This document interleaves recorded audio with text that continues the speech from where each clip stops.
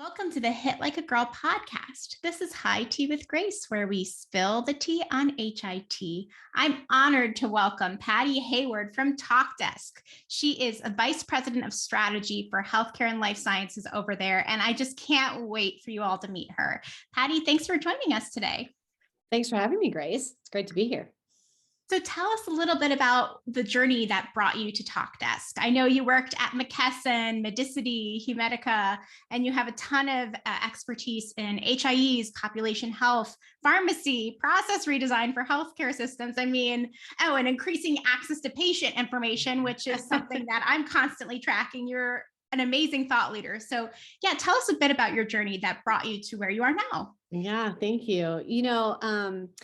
So you kind of give a flyby of all the things that I've done in the past. And really, when I was looking at what I wanted to do next, I think there was some really important aspects. When I think about where we are today in healthcare, there's such an inflection point, right?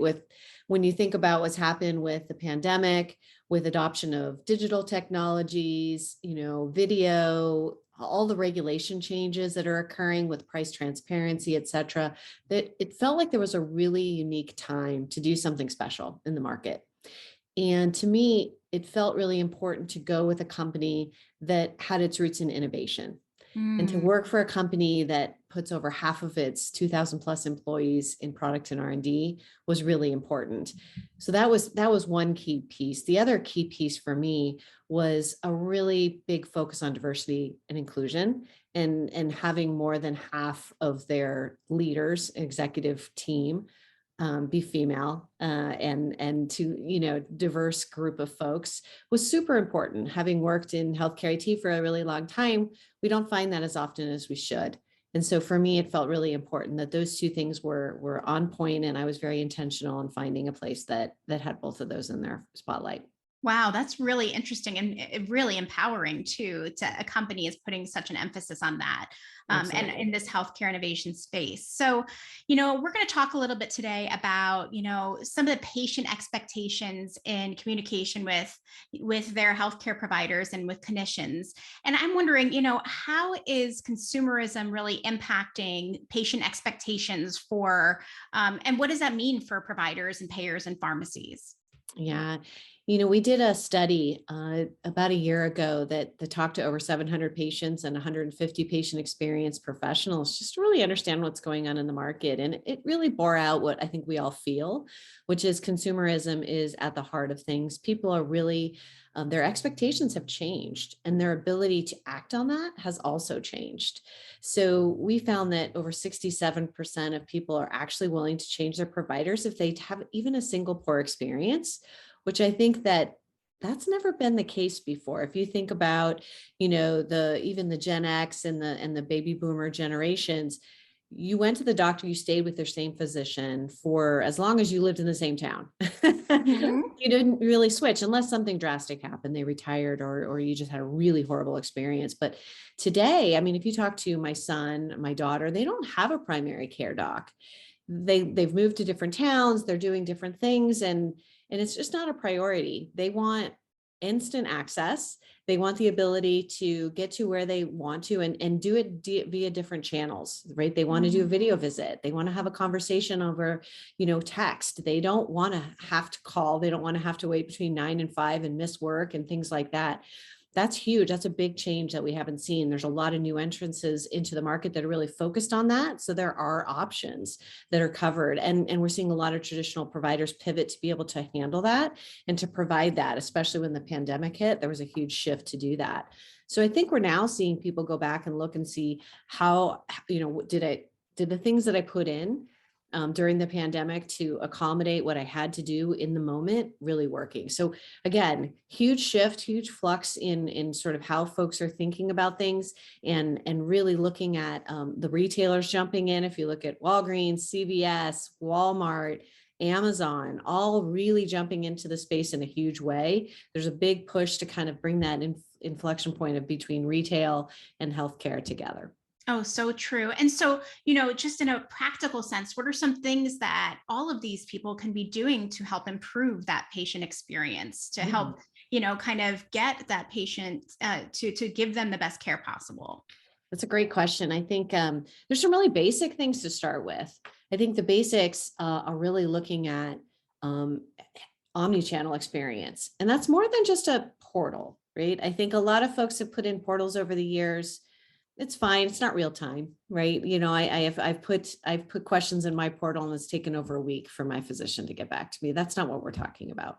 We're talking about real time, or at least asynchronous kind of discussions that can happen in a much quicker turnaround time. People have questions they want to have answered. So they also want automation. They want the ability to schedule and reschedule appointments without having to wait on hold for 20 minutes just to get to someone, and then have them not know and understand who they are, their journey. So the personalization is also really important. So being able to be fully integrated into the EMR and the system of record and understanding who that patient is in their journey with you, assuming they've been there before.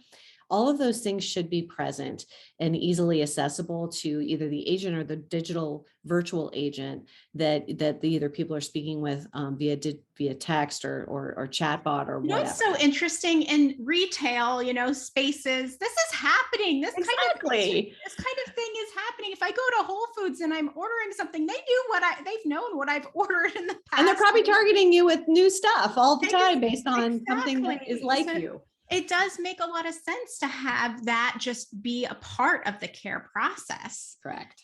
Yeah, very interesting. I'm wondering, obviously COVID-19, huge impact on the adoption of virtual care and digital tools and, a few more of these omni-channel options. To what extent have, healthcare stakeholders been successful? And what are some things they might need to do to, shake things up or improve? Great question. I think of things as three legs to the stool, right? You've got your technology, which you want to make sure that you get the best technology to go towards what your goals are. But there's also process redesign and culture. Really looking at how do you get the best out of that technology, which is also really important, because as easy as it sounds to automate your scheduling, it's highly complex. So being able to sort of walk through and get adoption from the physician stakeholders, who are the ones that are sort of at the end of the appointment, we need to really make some moves and some discussions around how do we automate more things to allow them to become more easily done offline, out in different times, so that you can deliver a more empathetic, personalized journey in healthcare when you are actually speaking to somebody. And how does the industry find that balance between automation and personalization? What do they do to find that balance between those things? It's definitely a struggle. I think that some organizations are much more forward thinking in this. If you look at the Methodist in Houston, if you look at Memorial Healthcare down in Florida, if you look at the Mayo Clinic, you're sort of looking at thought leaders that are out there ahead, thinking about how do we adopt things in a different way. I actually heard Mayo talk about even changing how they measure patient experience. Wow. A lot of folks are looking at, just your regular HCAP scores, which of course you're going to have. Those are measurements that are important for reimbursement and for ratings. But when you think about it, that's did we do the right thing in the moment in an acute care setting? If you think about patient experience, it starts when you make a phone call or you go to a website. That's your initial touch. And most other industries have already figured that out, right? They're not thinking about it just being in the moment. They're thinking about the entire patient experience. So thinking about that as a first step. The other step I think that's really important is thinking about the patient as a consumer. We're healthcare consumers always, patients sometimes. We're not always a patient. Sometimes we're looking to get services done, but maybe it's for our family members or things like that. And to always sort of think of folks as a patient. I think that starts the cultural shift a little bit to think about how that looks. And if you think about the dynamic between physicians and patients, there's definitely a hierarchical discussion that's going on there. There's different feeling about that versus a healthcare consumer. So those are all just cultural things that need to shift. And if you talk to different organizations, there are different points in their journey. We call it kind of a maturation model. So some folks are still back in definitely voice, we're only doing, we're calling people patients, we're not anywhere along that journey. And then you've got some that are really, they're looking at how do we measure that differently. Right now we're looking at NPS, but then we want to also measure how we make you feel. I mean, think about that kind of a measurement. So I think that there's a continuum, and we're going to see a continuum. That's pretty standard in any industry, but especially in healthcare. You've got those that are forward looking and those that are really going to take a little bit. And a lot of it has to do with resources too, and just how much time they have to really spend on this. We're all stretched really thin right now with the combination of the pandemic and all the clinical resources that are being stretched and the great resignation, and just there's a lot going on. Wow, very interesting. And we also, been hearing a lot in the industry kind of surrounding this topic about, patients wanting a frictionless experience. And it's very interesting to me the way that you see the patient's journey being from the first time they call the health system to the care event itself to then post care and their actual outcomes and experience. What does it look like for a patient to have a frictionless experience, and what does that really even mean to you? Yeah. So I think about this a lot, having, older parents, having taken care of kids as well. I've sort of seen the entire spectrum from pediatrics all the way into now geriatric care, and really complex chronic disease management with my mom before she passed. Healthcare is really, really hard to navigate, and then add mental health on top of it. That's a whole nother area that's just really, really difficult to navigate. So I think there's places we can start. The places that we can start is really that personalized experience where we understand who the patient is. I think it's really important to make things more proactive. So if you've been in the hospital and you've been discharged, typically what happens is you get a packet of paper and with your post-discharge instructions and a phone number to call. call your doc, call this specialist, whatever. And it's really on you. We've got to start making these things more proactive. It also helps with keeping things in your organization as well. They're not going to leave the organization and go to a different organization to see a specialist. So it's really important. And then coordination of care is easier as well. So I think there's a lot we can do about personalizing the experience, automating as much as we can so that we can do things offline. If you're like you and I, and we're on Zoom calls all day, it's really difficult to then take the time to call. So what happens is you push it off. And so I think it's important to make things proactive, automated, different channels so that you have a channel of choice in order to interact. I think then it's also important to make sure that you're pulling all of these things together in channels that can communicate so that you're not creating additional silos of communication, which happens often as well. So those are some really, I won't say easy, but they are some quicker hits that you can do today that are available right now and able to do. And then you start to make those journeys. You start in, say, patient access and a revenue cycle, and then you start to move out into the organization and bring different areas in. Wow, that is very inspiring to think about that is available today, and that can be what organizations can do to help improve this patient's experience and reduce some of the friction that's sometimes happens in this whole process of getting care. Yeah, and keeping care, having your regular visits, et cetera. So I want to turn our attention a little bit today now towards your personal career journey.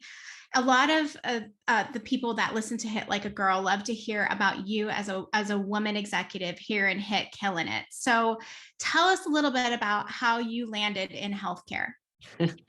So I have a bit of a different journey. I actually started as a scientist. I have a master's degree in biology. So I didn't start in the business side. I started on the science side, which probably gave me a lot of that, process piece that I have to my brain and looking at how do we improve different aspects, but started there, moved into, actually working with biotech and pharma folks and automating manual processes over there. I was a bench scientist, so I was able to sort of work with those organizations on how do we scale up and do things like the Human Genome Project back in the day, and how do we start with high throughput screening and looking at disease targets and different things like that. So I started over there.